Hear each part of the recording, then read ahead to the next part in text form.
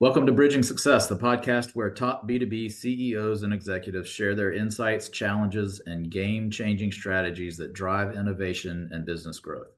I'm your host, Bo Jakins, founder and CEO of BridgeNet Technology Consultants, where each episode we spotlight visionary leaders shaping the future, diving into critical decisions, leadership philosophies, and breakthrough moments that have helped propel them to success.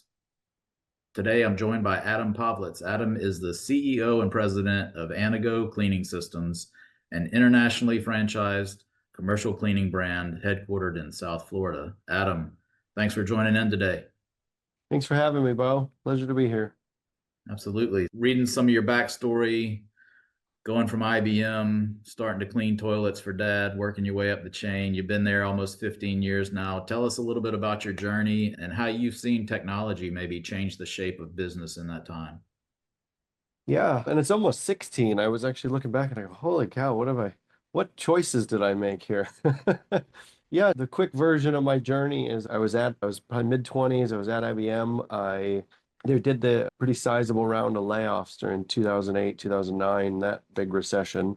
I wasn't laid off. I was one of the analysts reviewing kind of all the pay packages, and I had no names. I had employee numbers, and I was helping the upper management look at who was getting the golden parachutes, who was getting the not so golden parachutes, who was not getting a parachute. And it was early in my career, and it's something where when you see that early in your career, you go, man, I could easily be 20 years, 30 years into my career and have some 20-something-year-old kid deciding my fate without knowing who I am and only having an employee number. And you go, man, that just doesn't leave the right taste in your mouth. And I was down for the holidays and I was talking with my father, and he says, I think I have the tiger by the tail on this thing. You got to check it out. And it was 6 months later that I joined Anago, and that was at the end of 2009. And was there for it was 2015 when I was made CEO. So I traveled the country. I quite literally did my first job. He goes, you've left your highfalutin finance job, and your first job at Anago is you're going to be a telemarketer by day and a franchisee's assistant at night cleaning a daycare. So there's definitely more glamorous days than others. That at the beginning was the least glamorous.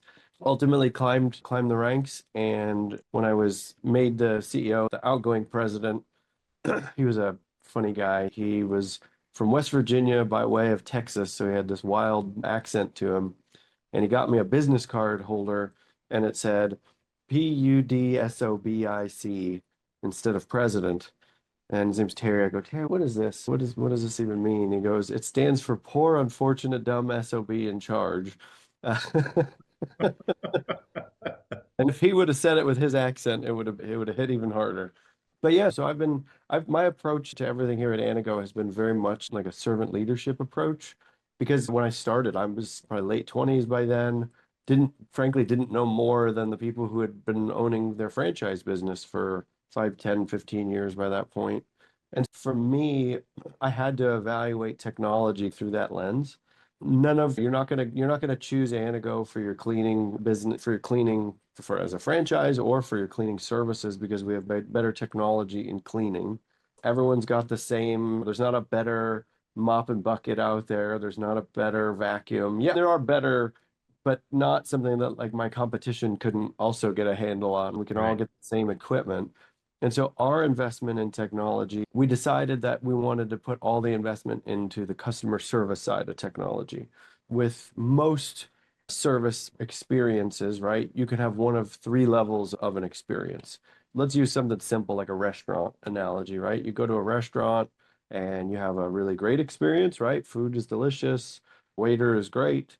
You could have a terrible experience, food's cold, waiter's a jerk, or you just have one of those middle of the road, just whatever experiences. With cleaning, there are not three levels of experience. There's two. And the reason is because nobody gets into their office in a maybe in your house, but not in the B2B space. Nobody gets into their office and goes, "Oh my goodness, my office is so clean, I'm going to get my janitor a birthday present." It doesn't happen. So either you get into your office and you don't think about the cleaning and you go, I got to work, and you look at your computer and do it, make your phone calls, whatever you got to do, and you don't think about it at all. Or you get to your office and you go, why is my trash can still full? Why does the bathroom smell bad? And so you have those two levels of experience where ultimately cleaning is something where you go, there's a problem, or it's something you don't want to be thinking about. And so acknowledging that, we said, how can we use that to our advantage in the customer service space? So we created a proprietary platform called CleanCom. We're not great at naming things, but we are good at creating new applications for our customers. But so it's clean communication, CleanCom. And ultimately what CleanCom does is it addresses that pain point issue of you came in and there's something didn't go right. And I would say like in thinking about my business model, right? There's the pros of having a human element is it's not going to get exported to China. You have to have the people cleaning your building that live in your local community. Amazon's not going to come to town and take over all of cleaning in your market USA. So the small business and franchises are small businesses, cleaning franchise or small business. That small business cleaning business is here to stay. Cons, because you have a human and we're all only human, we're going to make a mistake. And so our software is designed around the inevitability of when that mistake happens. You have to capitalize on that and say, how can I use that mistake moment to make a friend? And so what CleanCom does is it allows you to have totally private communication, right? So no cell phones or anything like that exchanged. If you have an issue with your cleaning, you're able to snap a picture of it with your cell phone. You can message whoever's cleaning your office. You can speak in your native language and they can speak in theirs. It has built-in Google Translate. It has a built-in 2-hour response guarantee so that if there's an issue, you will get responded to within 2 hours. So you're not waiting and wondering. And then to take it a step further, we've added what we call preventive analytics. And so preventive analytics essentially allow for the regional franchise owner to be able to see what's going on at the client level. So maybe a particular unit franchisee who's cleaning several accounts has some reported issue about having trouble cleaning the bathrooms properly across multiple accounts. That will alert the regional franchise owner and say, hey, wait a minute, let me bring this guy back in and retrain him on how to properly do restrooms so that we don't have further issues down the line that easily have been solved through a retraining.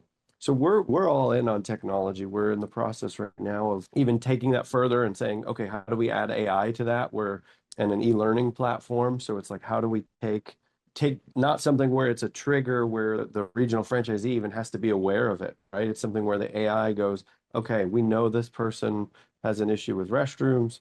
Let's already trigger up something from an e-learning platform, a video and a quiz that he has to watch and pass in order to be recertified. And then, of course, anything else that AI can tell you, okay, if someone has, I don't know, they get a report of an issue about a trash can and a bathroom, there's a decent chance that account's going to look to cancel your services and go with someone else. How do we get ahead of that and prevent stuff like that? So I could go down the rabbit hole with you, and so I've been talking for a while here, but yeah, we're all in on technology and AI in our space.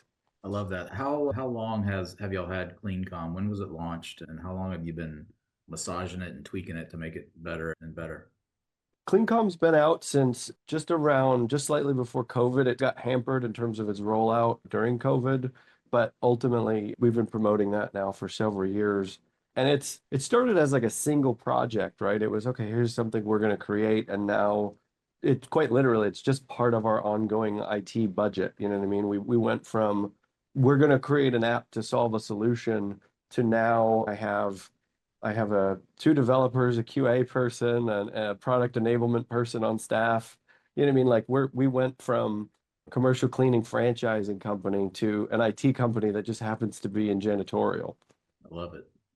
So I have to imagine that was a pretty big achievement, pretty big milestone for y'all. Are there any other particular achievements or milestones that stand out to you in your history with Anago?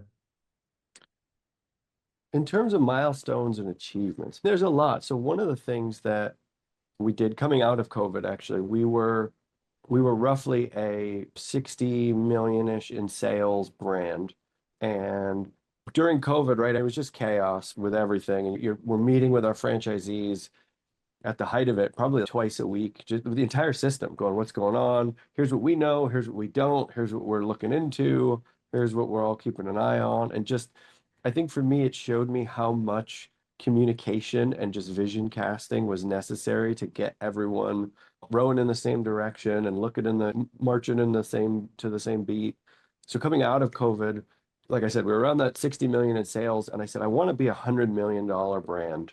And I met with our executive team and some of our franchise advisory committee, and we came up with a what we called the $100 million challenge. It was a 5-pronged plan and things that we were going to constantly, we messaged like crazy. There was different investments in sales and investments in technology infrastructure. And we said, I want to be $100 million brand, which is over 50% growth. And I want to do it in 2 years. And through all of that, we were able to do it in 19 months.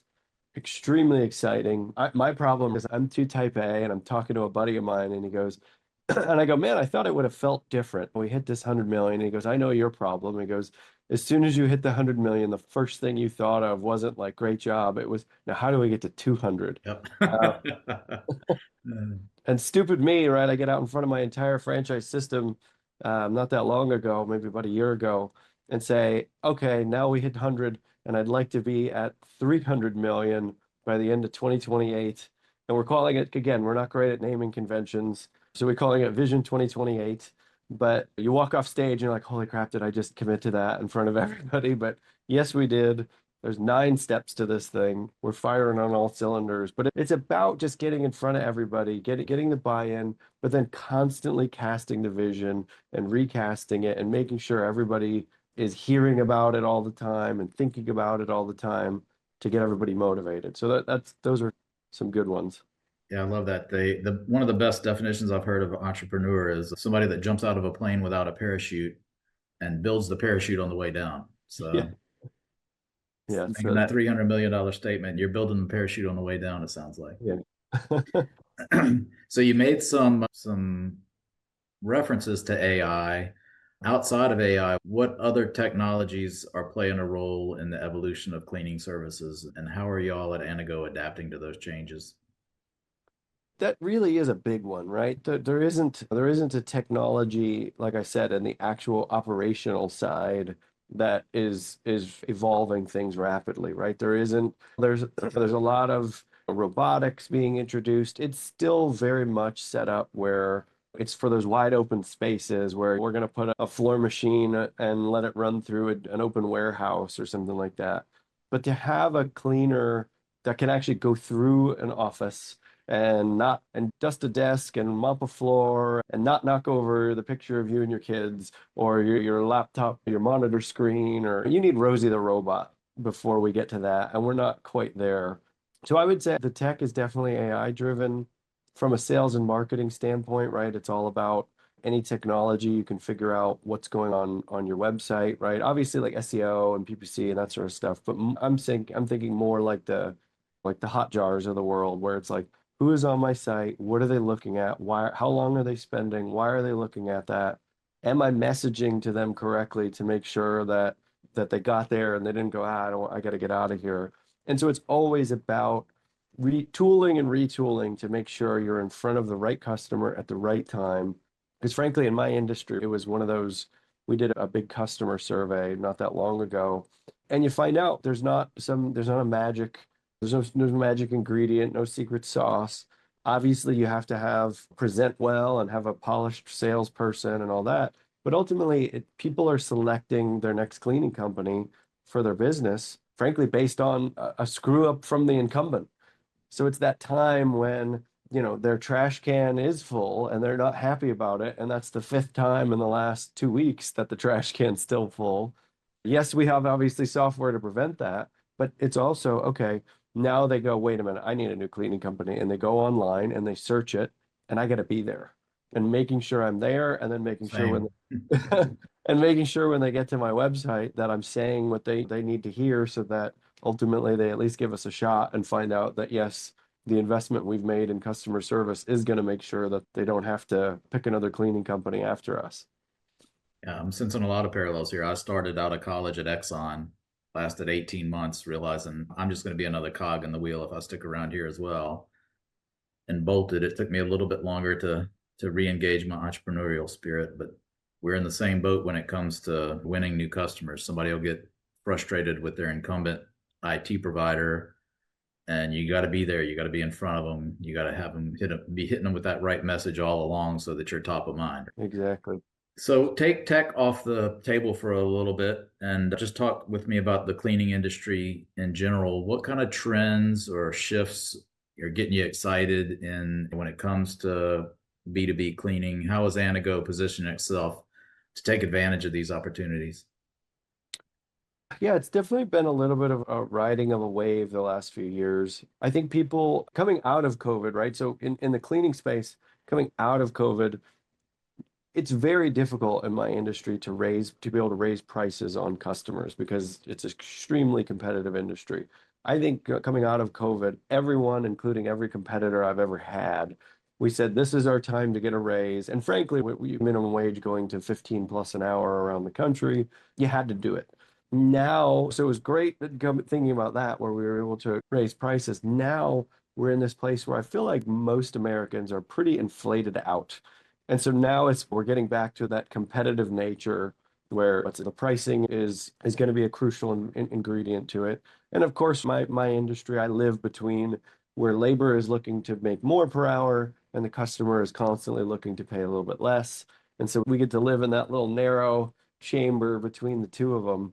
Number one, I would say seeing unemployment being lower and lower is always a good thing because ultimately it makes it that much easier for us to fill the roles, right? People are looking for jobs. You're able to bid things at higher rates. And so you're able to capture a more sophisticated person who wants to be your employee, especially at these higher rates. Conversely, or not conversely, but tangentially, what we're seeing is a consolidation, right? So if you're a customer, you don't want just commercial cleaning. You want commercial cleaning and HVAC and pest control and like a one-stop shop so that you have one place, you know exactly how they're going to treat you as a customer, and you can get all the services that you need for your office building by calling one company. And so that's something we've been just now exploring. I would say we've made some industry strategic partnerships where we're able to align with some other companies in our area that are tangential office building services, like I said, like pest control, landscape, security, HVAC. And so we're seeing that as the next wave to ride, right? Where customers are now pressing the price downward. But ultimately, if you're able to offer them multiple lines of service, then you're able to make your average ticket price that much larger off the same customer, even in a compressed margin kind of economy that we're in right now. Yeah, you need to throw IT into that mix as well, right? Right, Yeah. exactly. Exactly. So that's good. Yeah, that is exciting. Business office building solutions for a one-stop shop. I like that. What about internally? How do you foster and improve Anago's culture using technology from an internal perspective? If CleanCom that attracts the franchisees wanting that solution to be able to bring to their client. What about internally to help foster the culture? What are you using tech wise? I think from a technology standpoint, you part of it is culture has to be driven top down. So I'm an admitted nerd. I love technology. I'm probably undiagnosed OCD when it comes to how organized I like things. And so for me, I'm constantly looking at what's the next thing we can play with, what's the next thing we can work with.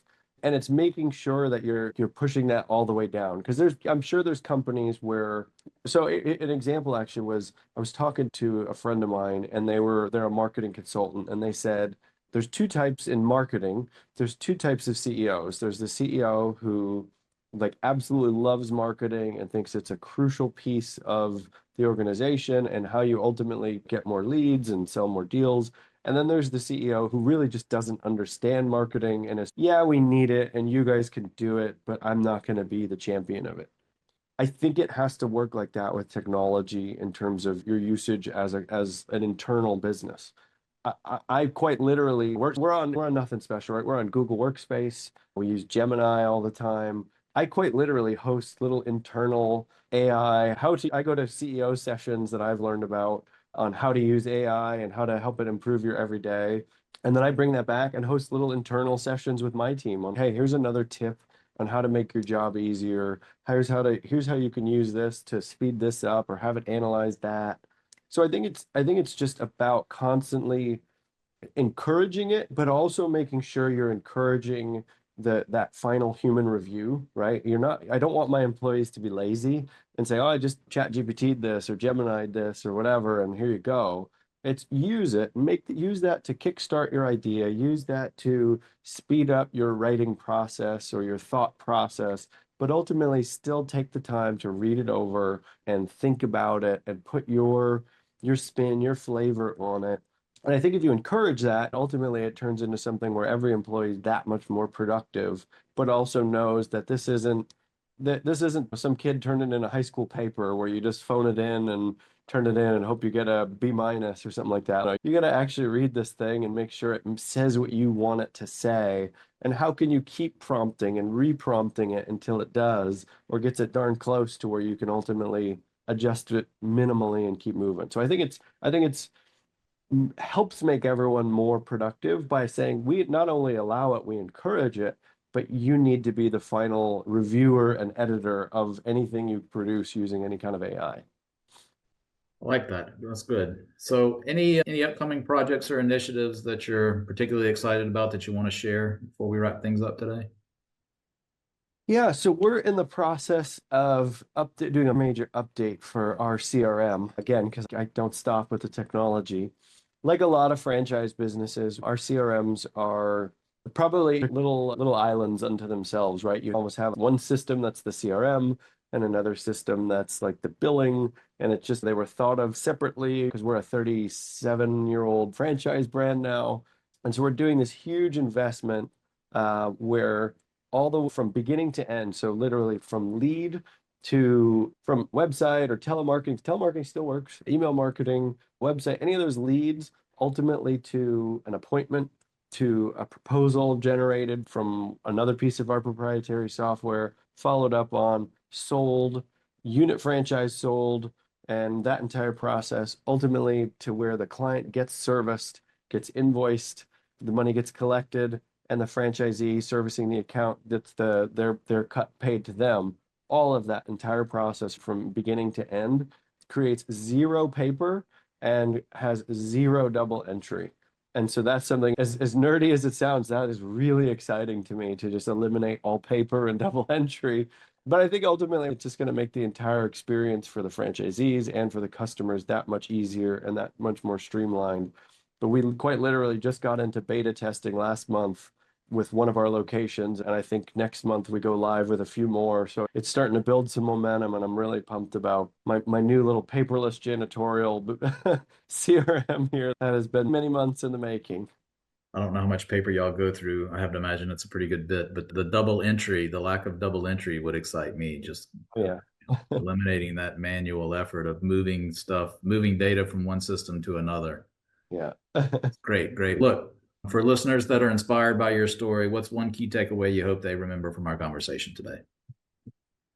One of our franchisees said this on a testimonial video that we got of him years and years ago, and I'll say it to this day.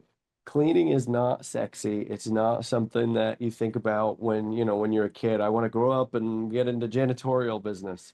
But he said, but you can take it to the bank.